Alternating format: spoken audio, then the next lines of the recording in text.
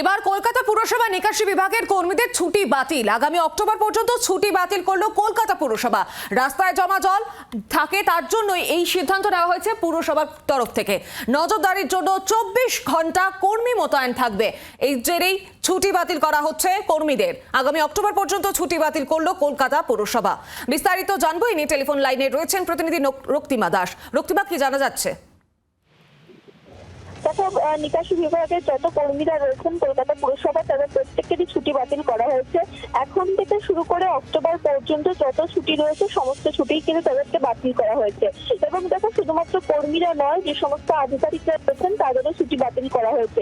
দেখো, কিছুক্ষণ আগে মেয়র ফিরহাদ হাকিম তার সঙ্গে যখন আমরা এই বিষয়টি নিয়ে জিজ্ঞেস করি, তিনি কিন্তু একটা বিষয় স্পষ্ট করেছেন, যেহেতু বৃষ্টির পূর্বাভাস রয়েছে এবং এবছর দুর্গাপুজো তুমি জানো আগে রয়েছে, সেপ্টেম্বরের শেষের দিকে যেহেতু পুজো রয়েছে, ফলত পুজোর সময় বৃষ্টি পারে এমন একটা ভাব ধরেই কিন্তু এগোনো হচ্ছে। এবং সেই জায়গা থেকে কলকাতার রাস্তায় জল জমার যে পরিস্থিতি তৈরি হয়, সেই পরিস্থিতি যাতে না মানুষকে ভুগতে হয়, তার জন্যই কিন্তু এই সিদ্ধান্ত নেওয়া হচ্ছে।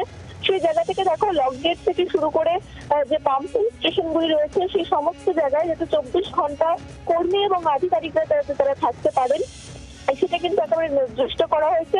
এবং একই সঙ্গে তোমাকে জানিয়ে রাখি, কলকাতার যতগুলি যে সমস্ত জায়গাগুলি মূলত জল জমে, সেই জায়গাগুলি চিহ্নিত করা হয়েছে এবং সেই সমস্ত জায়গায় পোর্টেবল পাম্পের ব্যবস্থা করা হয়েছে। ফলত যদি অ্যাবনর্মাল বৃষ্টি হয়, তাহলে সেই জায়গা থেকে যাতে একদমই ধন্যবাদ রক্তিমা। আপনাদের শোনাবো মেয়র ফিরহাদ হাকিম, তিনি কি বলেছেন।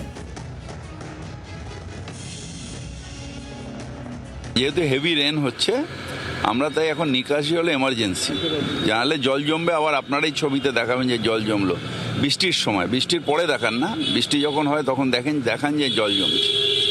সেই জল জমা যাতে না থাকে, যাতে হেভি রেন হলেও তাড়াতাড়ি আমরা মানুষকে রিলিফ দিতে পারি, সেই জন্য নিকাশির ব্যবস্থা। বাংলার আওয়াজ, বাঙালির আবেগ, জি 24 ঘন্টা।